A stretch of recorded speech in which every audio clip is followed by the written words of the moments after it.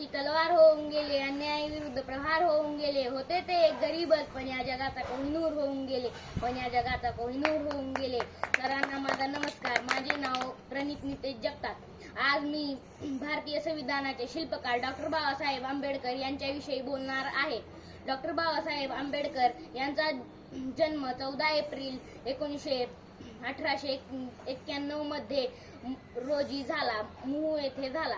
त्यांचे पूर्ण नाव भीमराव रामजी आंबेडकर व त्यांच्या वडिलांचे नाव रामजी असे होते आणि आईचे नाव भीमाबाई होते.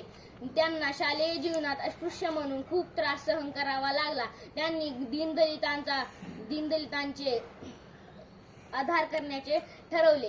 त्यांनी शिका, संघटित व्हा व संघर्ष करा असा मोलाचा संदेश दिला.